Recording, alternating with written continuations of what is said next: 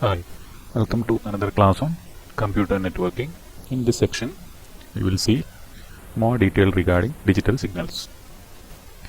Information can be represented in a digital form, which always occupies a value from a finite set of predefined values. The most commonly used digital waveform is a binary signal, which is a combination of ones and zeros. This binary digital signal can be represented as like a sequence like this 0 1 1 0 1 1 0 like this, or a digital waveform which has a 0 voltage corresponds to 0 and a positive voltage corresponding to 1.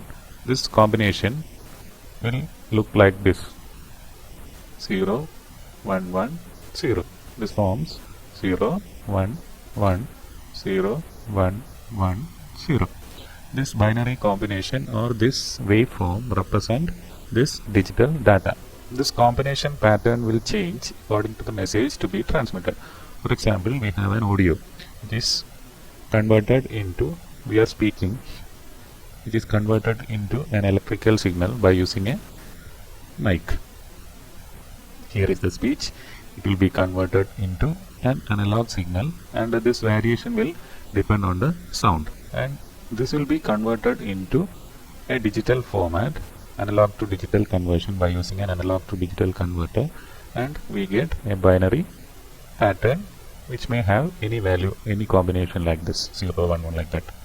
Then combination, that is how this 0 and 1 interchanges, how that combination is mainly determined by the analog voice here. This voice is converted to electrical voltage and then it is converted to digital signal. This combination is unique for a unique sound and it varies according to the sound. That is, the combination pattern will change according to the message to be transmitted. Now we consider a digital signal. Its important property is its speed, and it is measured in bits per second. How many bits are transmitted over a period of 1 second? Consider the example in the picture. Here we have, during 1 second duration, 8 bits are transported, 1 0 1 1 0 0 0 1. This is an 8-bit combination in 1 second, and therefore the speed is 8 bps. We will say it's an 8 bps signal. If it is a 16 bps or 1000 bps, the speed will increase, or more bits will be concentrated on a same period of time. That is, the speed increases as the number increases. Now we have another type of digital signal which can take a combination of binary according to the level in which it is occupied. Consider a digital signal of 4 levels. This is also a digital signal having 4 levels, and we have a binary pattern corresponding to this each level. That is, 0 0 will be represented for level 1. That is, if the signal is in level 1, a pattern of 0 0 will be sent for that. And if it is in the second level, 0 1 will be sent. And if it is in the third level, 1 0 will be sent. And if it is in the fourth level, 1 1 will be sent. And this binary pattern will be sent over the media continuously to represent the signal.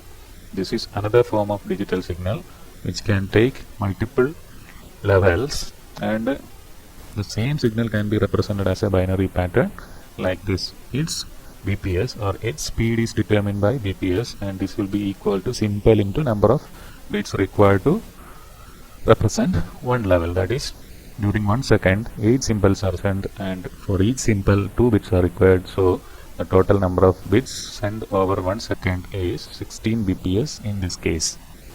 That is, this is what is called the data rate or bit rate of the digital signal. Bit rate is the most important parameter for a binary sequence or a digital signal. In the case of analog signals, we have period, time period, frequency like that, T, F like that, but here we have bitrate as the determining factor. Its voltage, those parameters all are irrelevant. Only bitrate is having significance. And bitrate can be always represented Bps, bits per second. Some huge bit rates will be there that can be represented by using kilo, by suffixes kilo, mega, giga, like that. In the case of frequency, we have, that is 1 kilohertz. 1 kilohertz is equal to 1000 hertz. That is the factor for all the units. We have 1 kg equal to 1000 gram, like that. 1 megahertz is equal to 10 raised to 6 hertz. 1 and 6 zeros. 1 gigahertz will be equal to 10 raised to 9 hertz, etc. It will go on like this. But here in this case we have a slight difference. 1 kbps is equal to 1024 bps. It is increased, that is 1 kbps is equal to 2 raised to 10 bps. Similarly, 1 megabits per second is equal to 1024 kbps. This in turn will have 2 raised to 20 bps, and 1 gigabits per second is equal to 2 raised to 30.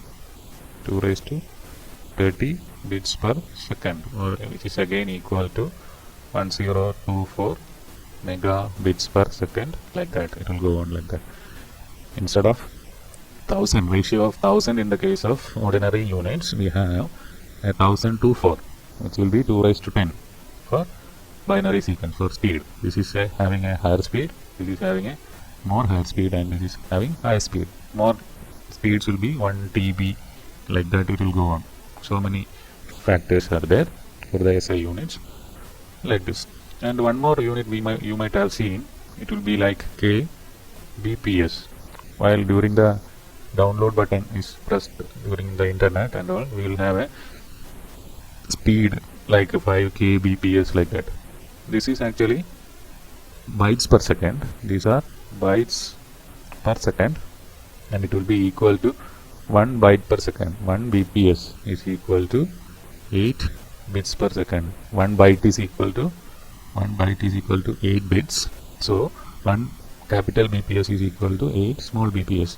If we say that our internet speed is some 2 megabits per second, 2 mbps, while downloading we may get only some 250. It will show. If you are downloading a file, it may show like this. That is 250 mbps. This into 8 will actually form this only. This is correct only. The assured speed is 2 m small bps, but the showing speed while downloading the internet is this one, capital B. Small b is capital B into 8. This also you keep in mind. Now next is baud rate, bit rate and baud rate. Baud rate is also a term indicating the speed, but here it is number of symbols per second. Number of symbols per second is the baud rate. Here in this example we have 6 plus 2, 8 bauds or 8 symbols during 1 second, and its baud rate is 8 bauds per second. In this case, each baud is represented by 2 bits, or each symbol is represented by 2 bits. Therefore, the bit rate is 16 bps. As a general equation, we can write bit rate is equal to baud rate into n, where n is the number of bits representing one symbol. That is, one symbol is represented by 2 bits. How many bits are required to represent one symbol? It is given by the equation like this. If there are n symbols, we may require 2 raised to n, like that. N is equal to 2 raised to n. Then n is the number of bits required to represent each symbol. Hence, bits will be required to represent each symbol. If n is equal to 2, capital N equal to 2, it forms a binary, and 2 raised to 1, that is, if capital N equal to 4, then it is 2 raised to 2. 2 bits are required. Here only one bit is required for one symbol. Here combination of 2 bits are required for one symbol. N equal to 4. If n equal to 8, it will be 2 raised to 3. That means 3 bits are required for representing each symbol. N equal to 16, that is 2 raised to 4, like that. 4 bits are required to represent each symbol. This is the general equation. N equal to 2 raised to n. Bit rate is equal to baud rate into small letter n, that is number of bits required to represent one symbol. In the same fashion we can write baud rate equal to bit rate divided by n. Always bit rate will be greater than baud rate, we can say. Only in binary sequence it will be equal. All other case bit rate will be greater than or multiplied by a factor of baud rate. This is the same thing only. In general, if we have n levels a digital signal, we require n bits to represent one level, such that n equal to 2 raised to n. This I have already explained. And this is the thing. If n is not a complete factor, that is n is equal to 9 or 10, this is not a full power of 2. It is 8. After 8 it is 16 only. For 8 we require 3 bits. For 16 we require 4 bits. And for 9, 10, etc. also we require 4 bits. Because 3.17 bits like that, it is not possible. If we have 9 levels, then we will require 4 bits to represent each level. So this is not done in the practical scenario. If we have 4 bits, we will divide that voltage level into 16 only. Then only we will get the complete usage of that bit rate. Then only we will get the accuracy. This is a theoretical purpose only. In practice, n is always selected as a 2 raised to n only. Now we will discuss the next topic, that is analog to digital conversion, by using the above discussed things. In analog to digital conversion, usually what we do is, first we will take a sample of the analog signal. In this picture, the line represented by the blue color is the analog signal. This is to be converted into a digital format or a binary sequence. This is the resultant binary sequence. How it is obtained? That is the theory behind analog to digital conversion. First thing is, we will take a sample of this analog signal during a particular time instant. That is, these are the time instants at which samples are taken. These are the time instants at which sample of this analog signal is taken. And during this instant, in which level it belongs. This total voltage level is divided into n intervals, such that n equal to 2 raised to n. Here it is, in this example, it is divided into 8 equal intervals. So it will be 2 raised to 3, and 3 bits are required to represent each symbol. Here we have samples are taken from the analog signal. In which level it belongs to during that time, that is that sample, in which level it belongs. The first sample belongs to the level 1. Level is numbered as 0. For the easiness, 0, 0, 0, 0, 0, 1, 0, 1, 0, 0, 1, 1, like that, 1, 0, 0, etc. up to 1, 1, 1. We have binary patterns. And the levels are numbered like this, 0, 1, 2, 3, up to 7. 8 levels are there. If the during first time instant analog signal is in the level 1, that is the corresponding combination is 0, 0, 1. That combination is sent over the media, or that combination is taken for the first time period or first sampling period. Then another sample is taken during this instant of time. At that time, the signal is in the third level or level 3. That 0, 1, 1 is sent. Here it is 0, 1, 1. During this instant of time, the signal rises and it becomes like this. During the next 2 intervals, signal remain in that level. And then corresponding pattern is 1, 1, 0 corresponding to 6.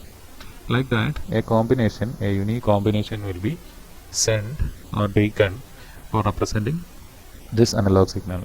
This is the theory behind analog to digital conversion. I will tell you once again. The total voltage level is divided into n levels, such that n equal to 2 raised to n. In this example, 8 levels are taken, each with a 3-bit combination. And sample is taken at every interval t. And during that time interval, The bit pattern corresponding to the level in which the analog lies is sent for, or it is coded by using that binary code corresponding to the level, and that is how a digital pattern is obtained from the analog signal. This is the analog to digital conversion. Here the same theory, it is represented as a block diagram, and this is a block diagram of pulse code modulation, which is used in telephony as the initial stage of analog to digital conversion. Pulse code modulation, initial stage of all telephonic circuits. Here we have analog signal. It is first sample, or sample is taken during the period t. Every t, one sample is taken. Next is quantization. Quantizing is the process of determining in which level it belongs during that time period. Now encoding. Code corresponding to that level is sent over that time period, and a binary pattern is obtained like this. This is the block diagram of pulse code modulation, which is used as an analog to digital conversion in the first stage of telephony. As soon as the landline or the copper wire enters the exchange, the first step is this thing only, PCM. Now, in the previous slide we have shown that the sample is taken during the time interval t. This time interval t, if it is too slow, or if the time interval, if it is very large, instead of taking from here, first sample is taken here, and if second sample is taken here, the sample is too slow. Or if we have a random, instead of this shape, we have a shape like this. This red is the analog signal. Consider that red is the analog signal. Compared to blue, this red one is fastly varying. For fastly varying signal, taking samples during slow interval will not be sufficient. We may require samples during very small intervals. Samples should be taken like this during in constant intervals, then only we can represent this much variation. That is, if it is too slow, the quick variation in analog will miss out. And if it is too fast, that is, so many samples are taken continuously, then bit rate will be increasing.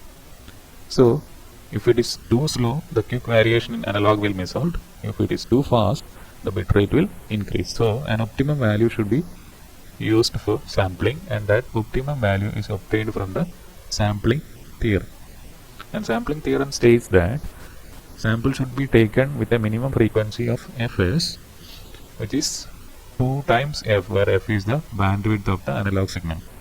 That is, if the analog signal has a frequency response like this, say some 10 kilohertz, it has frequency components ranging from 0 to 10 kilohertz, then the sampling period should be minimum 20k. Should be greater than the bandwidth of analog signal. That is, we will take another example. Our telephonic voice is what we have allotting for a telephonic voice in telephony is 4 kilohertz. It will be bandwidth limited to 4k. We are assuming it as 300 hertz to our vocal cord will be able to produce voice ranging from 300 hertz to 3300 hertz. It will be roughly 3k, and 1k will be added for a guard, and it is totally fixed as 4k. And sample should be taken at the rate of minimum 8k, 2 times 4k.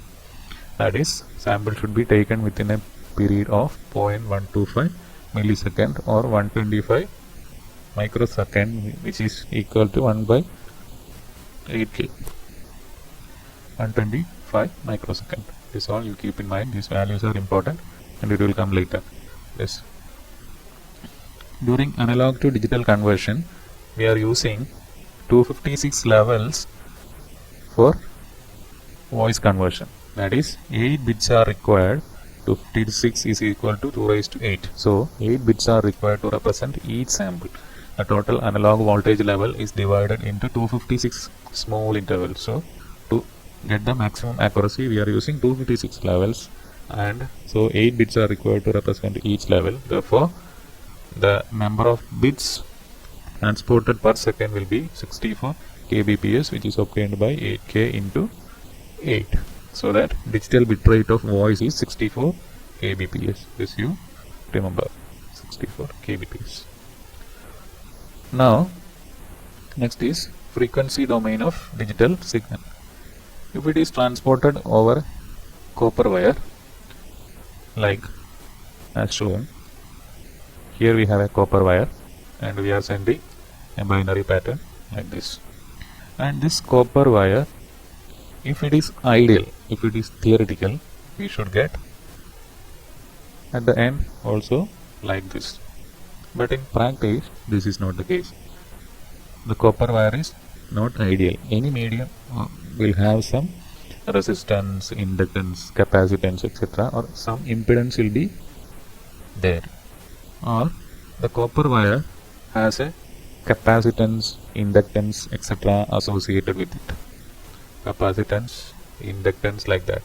It acts as a capacitor plus a resistor combination, and it will wave shape the square wave or this digital signal, and the bit or the signal received will be something like this. Something like this will be received, even if it is a good media. Even if it is a good media and the distance is very small, then also instead of receiving this pattern, we will get only this signal.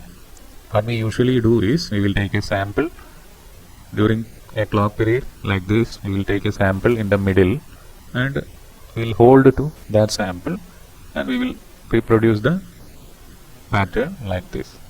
That is what we are doing during the reception. This is what is happening. This we can analyze, or this we can explain in the frequency domain like this.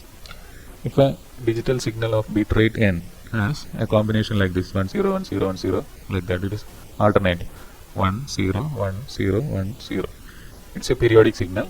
It forms a periodic signal, and if it is converted into Fourier series, we will get like this, a spectrum like this, where f equal to n by 2.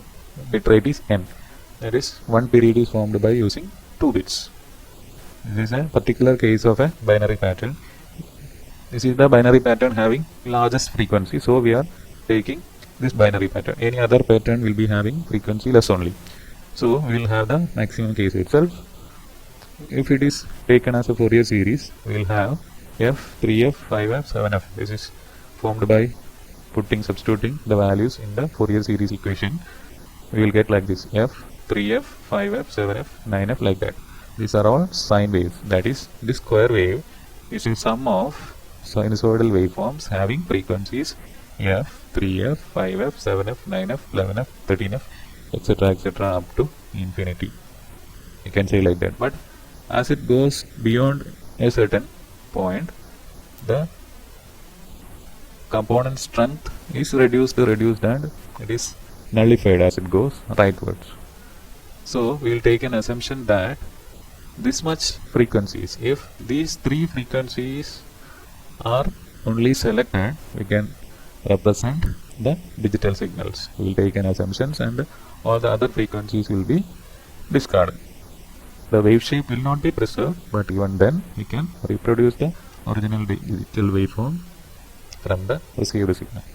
This process is called baseband transmission, that is, sending bits over media directly, or the copper wire, coaxial cable, like that. That is called baseband transmission. Directly this binary pattern is sent. This is directly sent over the media. That is called baseband transmission, and bandwidth required for baseband transmission is very high. As we have already discussed, this square wave is a combination of infinite sine waves, even if the high frequency components are very negligible. We have that lots of frequency components there. So infinite bandwidth or high bandwidth is required for accurately sending the digital signal, baseband transmission of a digital signal. To preserve the shape, we require high frequency bandwidth. If it is a very wide band channel, then and also it will be altered in shape somewhat. Signal will be obtained like this, but even from this, we can very well recover the original digital signal by using sample and hold circuit. That is baseband transmission. Now this is the same thing I have already explained. That is, for this pattern 0 1 0 1 0 1 like that, we have frequency components n by 2, 3n by 2, 5n by 2, etc. If only n by 2 is taken, it will be a sine wave. Only one sine wave is there. It is shown like this, of frequency n by 2. From this we can recover the original analog signal. If it is received correctly without any noise, only this sine wave is given, we can recover the original signal by taking samples at interval t. That is possible, but that is not accurate. Usually this sine wave will not get as like this, some noise will be added, so this is treated as the minimum condition, minimum bandwidth. If all other attenuation, distortion, etc. are very less, we can use this as the bandwidth required for the media. In a somewhat better case, n by 2 and 3n by 2, both these two together. If the bandwidth is somewhere in between here, the bandwidth is here, then both these frequencies will be transported over the media and we will get a signal like this. And for a more accurate thing, we include the third harmonic also. These are called harmonics, and if third harmonic is included, we will get a signal like this, and this is a better approximation. Even if some noise is added with this, we can very well recover the original digital signal from this. This is the ideal case. This much is required, not more than this. So baseband transmission, if only the first harmonic is selected, bandwidth of n by 2 is required. If first and third harmonics are selected, then bandwidth of 3n by 2 is required, and in the most cases this much bandwidth is allotted for baseband transmission, and it passes 3 frequencies.